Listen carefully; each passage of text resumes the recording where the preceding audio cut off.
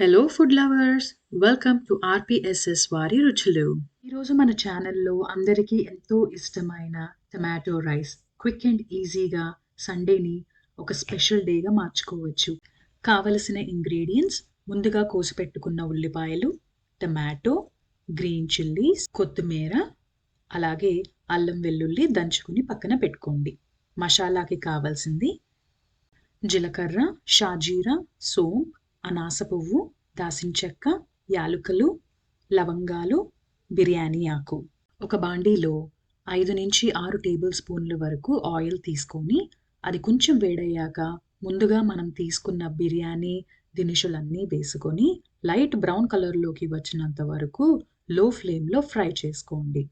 తరువాత మనం ముందుగా కోసి పెట్టుకున్న ఉల్లిపాయ ముక్కల్ని అలాగే పచ్చిమిరపకాయలు వేసుకొని అవి కూడా లైట్ బ్రౌన్ కలర్లోకి వచ్చినంత వరకు లో ఫ్లేమ్లో సాట్ చేసుకుంటూ ఫ్రై చేసుకోండి. లైట్ బ్రౌన్ కలర్లోకి మారాక ముందుగా దంచి పెట్టుకున్న అల్లం వెల్లుల్లి పేస్ట్ వేసుకొని దాన్ని కూడా పచ్చి వాసన పోయినంత వరకు లో ఫ్లేమ్లో ఫ్రై చేసుకోండి.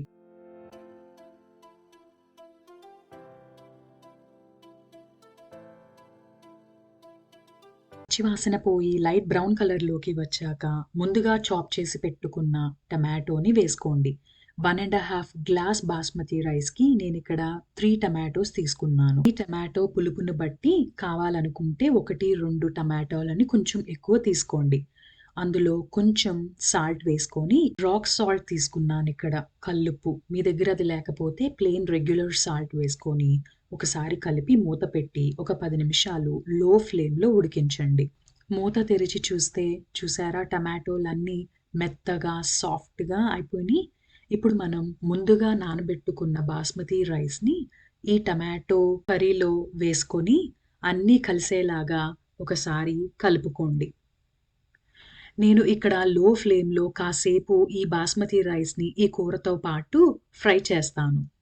అలా కొంచెం రైస్ బ్రౌన్ కలర్లోకి వచ్చాక 1.5 కప్పు బియ్యానికి 3 కప్స్ ఆఫ్ వాటర్ తీసుకున్నాను.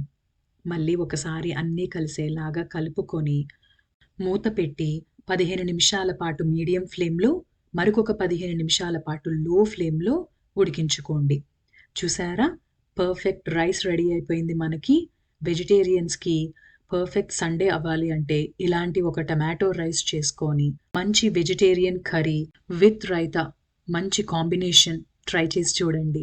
అలాగే ఒక 3 టేబుల్ స్పూన్ నెయ్యి వేసుకొని అన్ని వైపులా ప్రతి మెతుక్కి తాకేలాగా శుభ్రంగా కలుపుకోండి. నెయ్యి కూడా మంచి ఫ్లేవర్ని ఇస్తుంది ఈ టమాటో రైస్కి. ముందుగా చాప్ చేసి పెట్టుకున్న కొత్తిమీరని పైన జల్లుకొని కలుపుకొని సర్వింగ్ ప్లేట్లలోకి తీసుకోండి. ఎంతో టేస్టీగా ఉండే క్విక్ అండ్ ఈజీగా తయారు చేసుకునే టమాటో రైస్ రెడీ. ఈ వీడియో మీకు నచ్చినట్టయితే please subscribe to my channel.